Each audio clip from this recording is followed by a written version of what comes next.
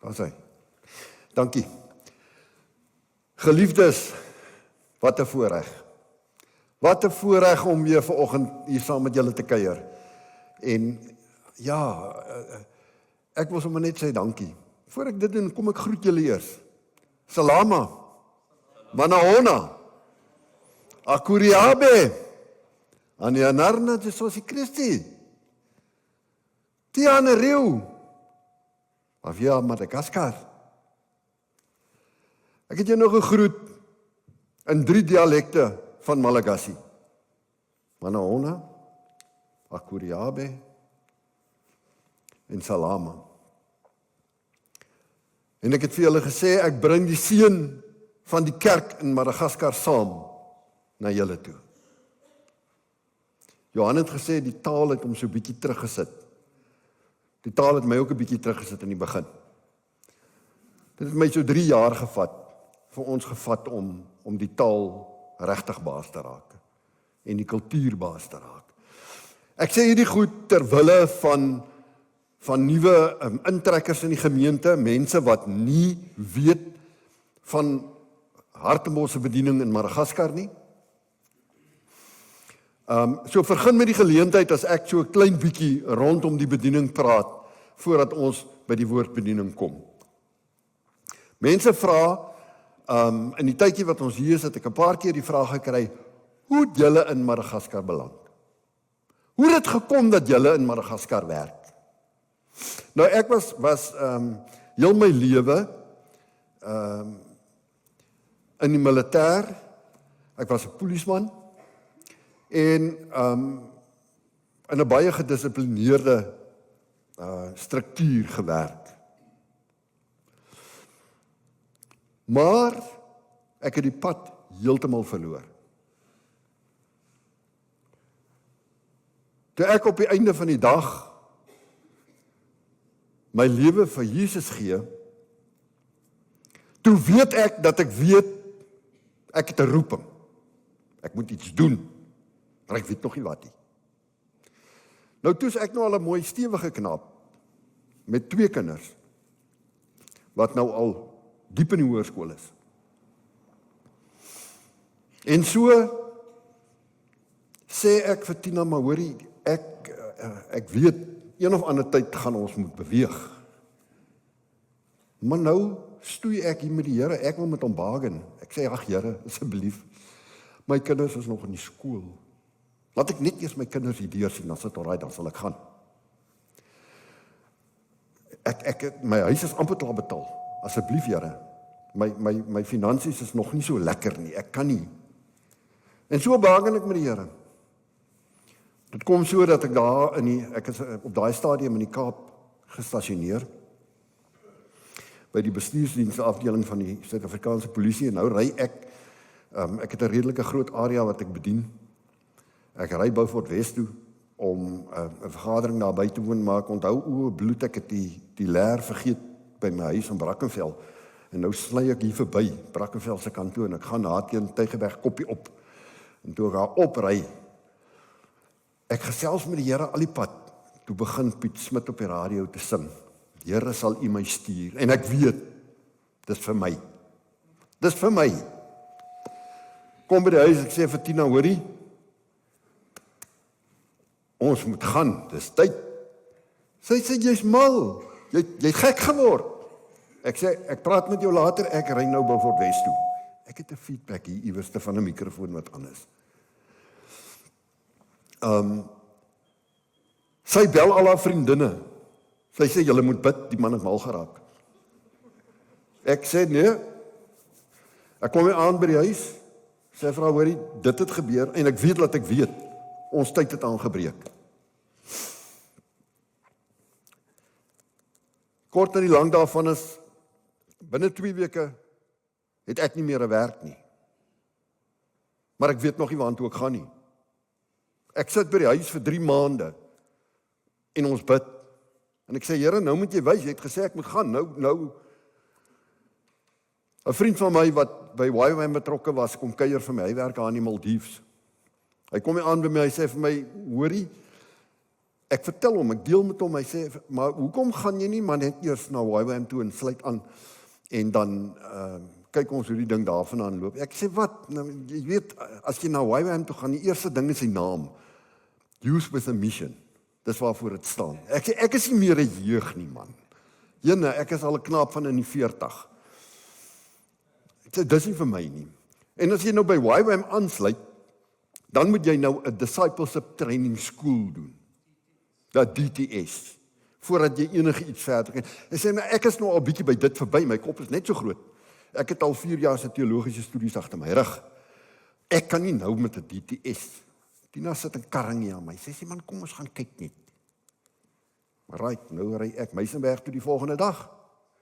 En toe ek terugkom, toe is ek 'n DTS student vir die volgende kursus. En daar gaan ons.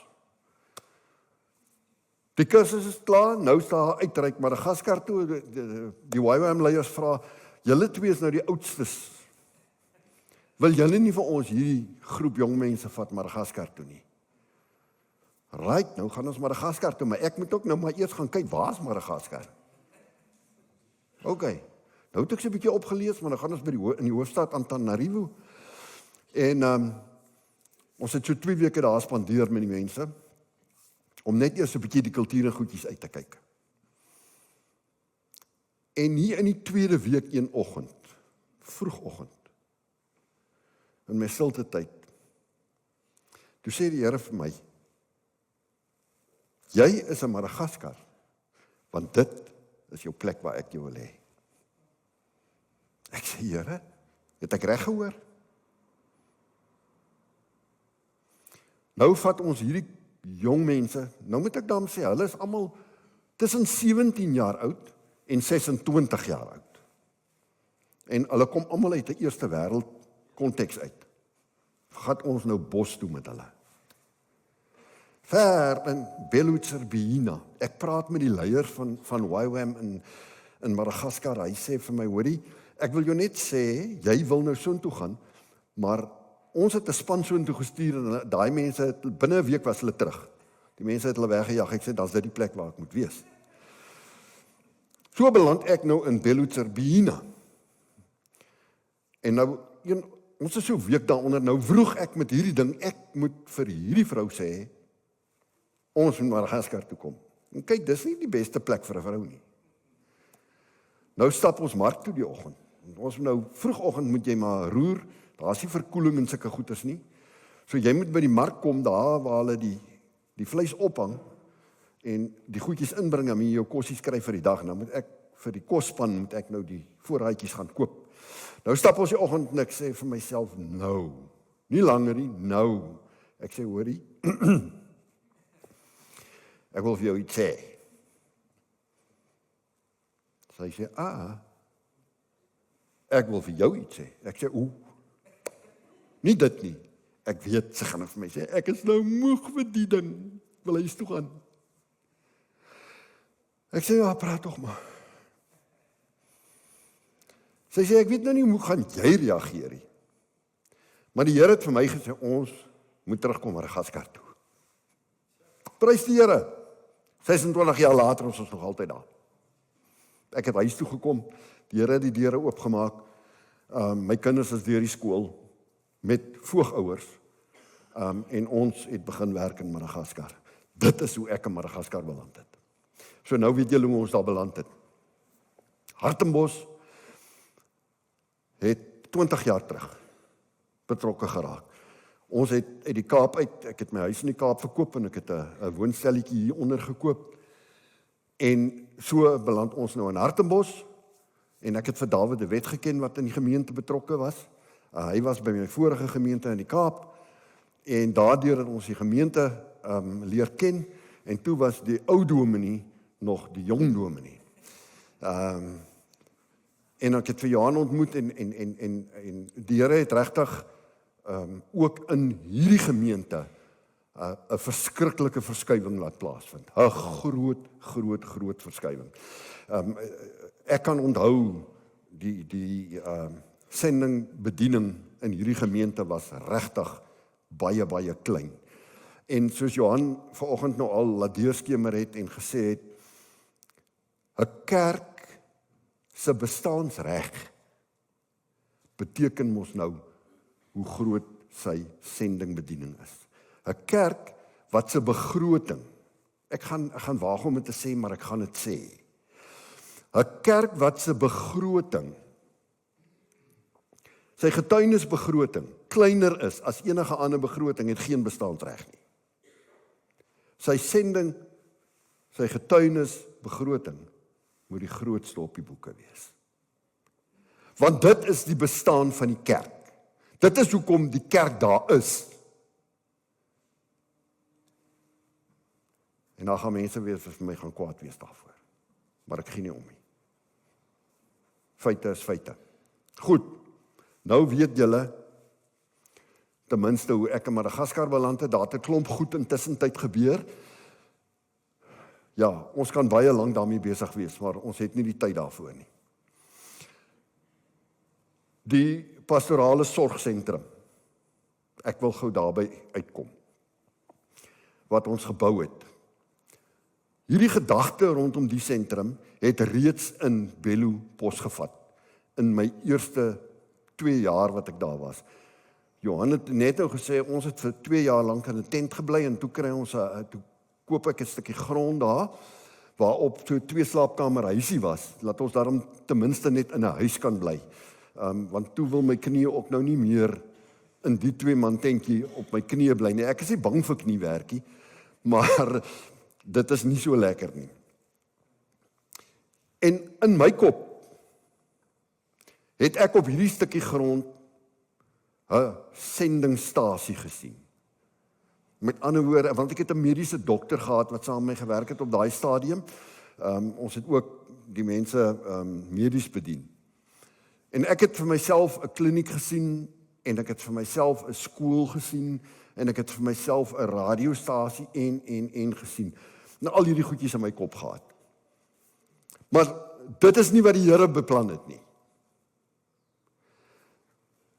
Na 13 jaar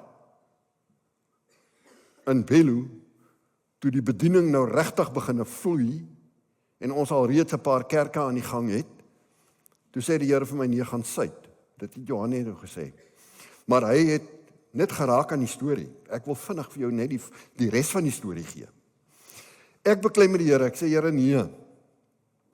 Jy kan my nou hier wegvat nie. Ek het my voete deurgeloop hier. Ek het gesweet. Ek het al hierdie pyne en lyding deurgegaan. En nou moet ek net los. Die Here sê vir my, gaan Boet. En so gaan ek nou maar. En ek moet van voor af gaan begin. En ek stoei met die Here. Ek sê, Here, ek verstaan dit nie. Ek maak geen sin in my kop nie.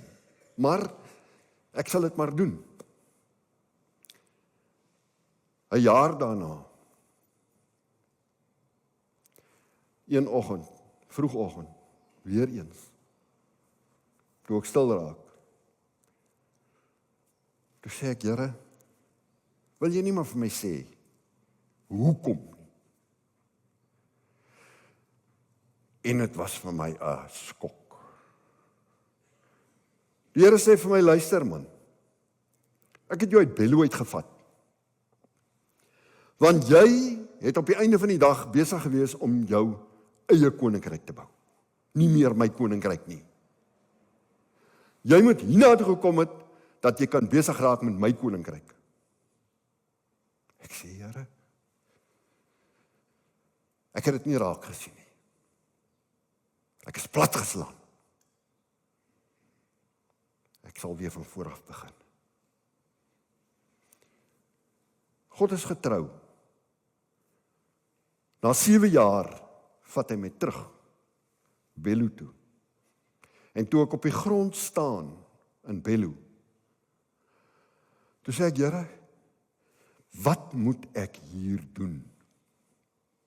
Toe sê hy, doen dit wat ek die swaarste op jou hart lê. En op daardie stadium was die swaarste ding op my hart, die leiers wat die Here opgerig het, om hulle te bemagtig en te bekragtig. En so kom ons by die Woensdrie sentrum uit. Weereens, ek het nie geweet waar om te begin nie. Ek het nie geweet hoe, waar en wat nie. Maar God het mense opgerig en gesê, hier bou. En ons het hierdie plek gebou en Hartemos het saam met ons gestap, die hele proses. En soos Ines net nou gesê het, die legacy van elke gemeente wat betrokke was en elke persoon wat hierdie tyd saam met my geloop het in Madagaskar, se naam is daar. En ek wil vanoggend net dit sê, Hartemos, julle het 'n spesiale plek in Madagaskar. Verstaan mooi, gryp dit.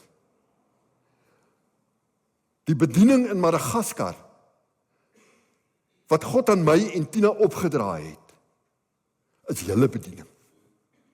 Nie ons bediening nie. Vergeet van Nick en Tina. Dis nie waaroor dit gaan nie. Dit gaan oor God se kinders se betrokkenheid in Madagaskar en as sulks Hartemos gemeente. Dis deel van julle bestaansreg. Dankie vir julle gehoorsaamheid. Dankie dat julle betrokke is. En ek weet betrokke sal bly. Die pad vorentoe, ons wil graag ons geestelike leiers, die kerkleiers, nie net die wat saam met ons werk nie, maar ook die res van die kerk in Madagaskar die geleentheid gee om te kom dat ons geestelike leiers kan toerus. Meer. Ons sien onsself oor die volgende 3 jaar om die bediening af te gee aan die plaaslike mense. Glo my, ek het geleer, hulle weet die beste. Ek het ook daar gekom met 'n groot kop, ek gaan nou vir hierdie ouens 'n paar goed leer, maar ek het hard geval. Hulle het vir my geleer, maar ek was bereid om te leer. So ons wil die bediening oorgee na die plaaslike mense toe, maar ons wil steeds as mentors optree en hulle begelei in die proses. Om dit te kan doen, moet die sentrum aan die gang kom. Ag, en dan het ons mense soos Dani, wat julle het soveel talent in hierdie gemeente, wat ingewillig het om ons te help met programme skryf en materiaal en goeders wat ons kan gebruik. So, Hartemos se pad in Madagaskar het pas begin. Dit pas begin. Ons het nou die grondwerk gedoen. Ons het die spore getrap. Maar vorentoe is daar nog 'n groot stuk werk wat gedoen moet word. Dankie Hartemos. Dankie dat julle gehoorsaam is. Dankie dat elkeen van julle vanoggend hier sit. Want glo my, jy was gehoorsaam vanoggend. Miskien weet jy dit nie. Want jy sou nie hier gewees het as God jou nie geroep het om hier te wees nie. Hy het in jou oor gefluister en vir jou gesê, jy moet gaan. Miskien het jy gedink, ek het hier vanoggend as jy is koud. Maar hierdie kant se oor stemmetjie het gesê, nee, jy moet maar gaan, jong. Miskien het jy eers gevra, wat het doen met die preek vanoggend? En dan onthou jy, dis die sendeling. Sê jy, die sendeling, hy kom net weer geld vra. Ek gaan maar liewer by die huis bly of ek op die radio luister. Maar nee, jy's hier. Dankie dat jy hier is, dat jy gehoorsaam was. En ons gaan juis vanoggend oor gehoorsaamheid 'n bietjie meer leer uit die skrif. Voor ons dit doen, kom ons bid net saam. Here, baie dankie dat ons u kinders vanoggend hier kan kom sit by u voete in gehoorsaamheid en kan kom luister wat u vir ons wil sê. Dankie dat u vinger in ons hart gaan kom druk. Vir ons opnuut kom bewus maak van u liefde. En dat u vir ons 'n spesiale boodskap het vanoggend. Ons is vol afwagting oor wat u vir ons wil sê. Kom praat met ons, Here. Amen. Ek wil hê dat ons 'n gedeelte uit die skrif saam lees, Matteus 28, baie bekend. Dit sal daar op die bord wees, vers 16 tot 20. Ek gaan vir u dit voorlees. Die 11 disippels het na Galilea toe gegaan, na die berg waarheen Jesus hulle beveel het om te gaan. Toe hulle hom sien, het hulle hom aanbid, hoewel party getwyfel het. Jesus kom toe nader en sê vir hulle, aan my is alle mag gegee in die hemel en op aarde. Gaan dan na al die nasies toe en maak die mense my disippels, doop hulle in die naam van die Vader en die Seun en van die Heilige Gees en leer hulle om alles te onderhou wat ek julle beveel het.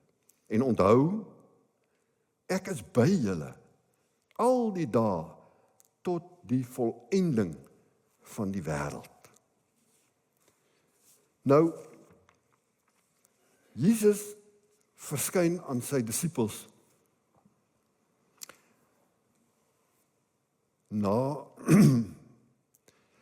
maar dit gebeur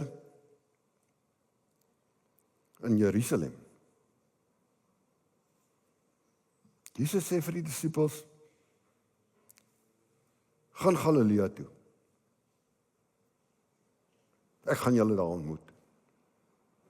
Nou, ek dink die oomblik toe die disippels dit hoor, toe het hulle na mekaar gekyk en gesê, hy regtig? Want dis 120 kilometer verder. As die paai nie. Hulle moet met voet loop. Dis so 'n 5 dag reis. Want dis hier uit 'n woestynlandskap uit. Deur die valleie, berg uit. Moeilike terrein. Dit was 'n tolorder. Maar ten spyte daarvan moes hulle gehoorsaam wees. Jesus kon van Jerusalem af opgegaar het. Maar in God se wysheid het hy besluit, nee, Galilea is die plek. En ek het by die vorige diens ook gesê, dat my persoonlike opinie rondom dit, ek het bietjie daaroor gedink. En ook vir myself gevra, maar hoekom dan nou Galilea? Maar ek dink, dit was omdat Jesus se basis, sy tuisbasis, was in Galilea. Dis waarvandaan hy gewerk het. Dis waarvandaan die bediening ontstaan het. Of Jesus se bediening uitgebrei het. En in my menslikheid dink ek dat daar ook 'n stuk simboliek daar rondom is wat saamloop met die opdrag. Jesus verwag gehoorsaamheid van sy disippels. En so verwag hy gehoorsaamheid van ons. Om gehoorsaam te wees kan nogal moeilik wees. Om gehoorsaam te wees kan 'n groot uitdaging word. Partykeer weet ons nie regtig hoekom nie. Ons vra vrae, soos wat ek ook maar vrae gevra het. Want ek ken nie die hele storie nie. God het 'n manier om nie vir ons die hele storie te gee nie. Nie voordat ons gehoorsaam is nie. Ons eers ons gehoorsaamheid wys. Dan kom ons agter die storie. En dis 'n uitdaging. Hierdie gehoorsaamheid. Maar die gehoorsaamheid bring ons in 'n plek waar ons bruikbaar word. Dan begin ons bruikbaar raak vir God.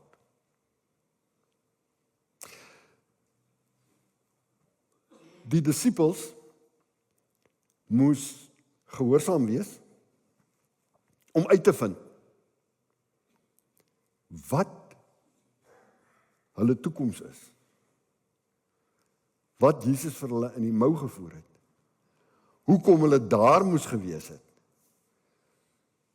As hulle enigiets meer wou geweet het,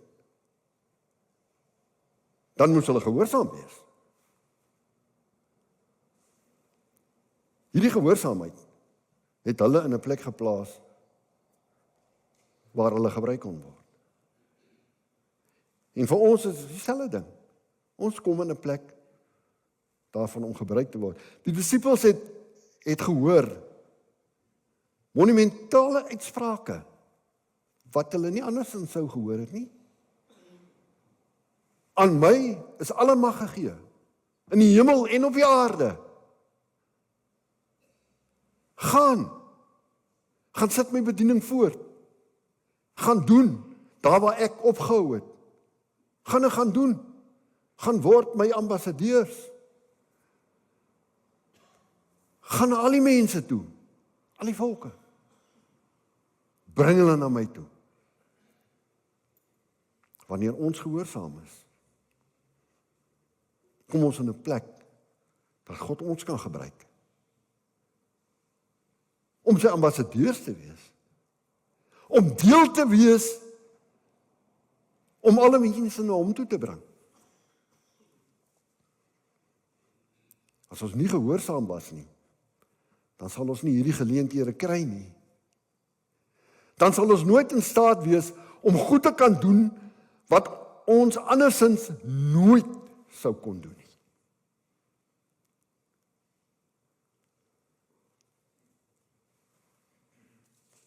Om gehoorsaam te wees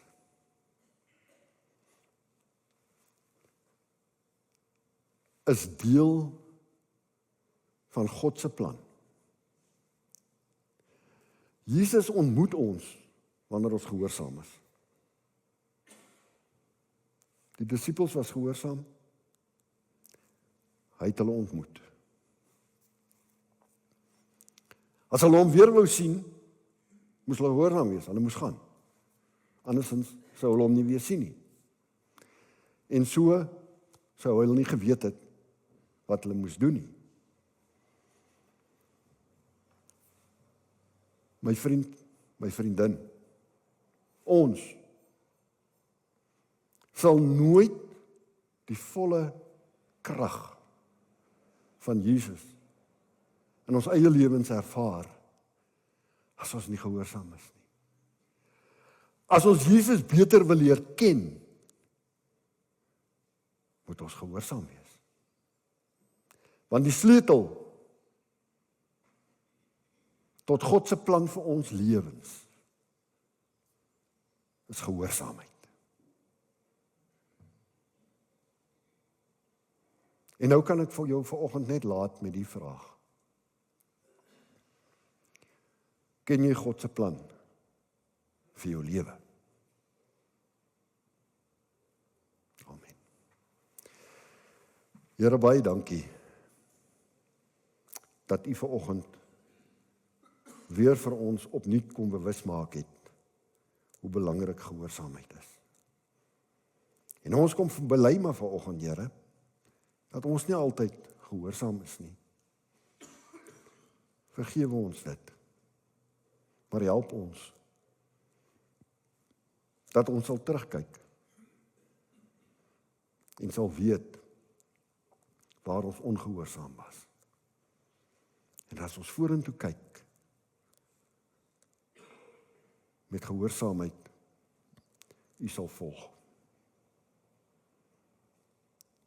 Amen. OK, kom ons sluit af met die slotlied. Ek weet nie wat dit is nie, maar ons sal dit sien as dit opkom. Daarna bly U staan en dan gaan ek vir U uitstuur met die seën, maar ek gaan dit eers in Malagasy doen en dan gaan ek dit in Afrikaans doen. Kom ons sing.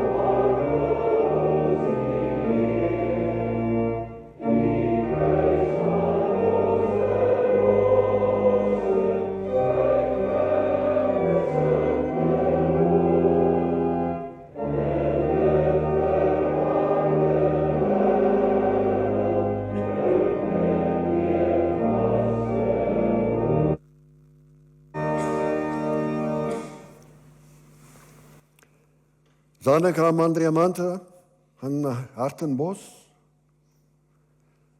Meaketsani Lalena. Mareseke ni Filas Ansara. En van Mahai, Andriamanta, Jesusi Christi, die fijne Masina, maar hij Amerika minau, aan die Andrew Farreni. Liewe gemeente, kinders van die Here in Hartenbos, gaan in gehoorsaamheid, verkondig die evangelie, so ver as wat julle gaan, en weet, dat God ons Vader, Jesus ons Verlosser, en die Heilige Gees, ons Trooster, stap saam met u, tot u laaste dag, wat u spoor sal trap. Amen.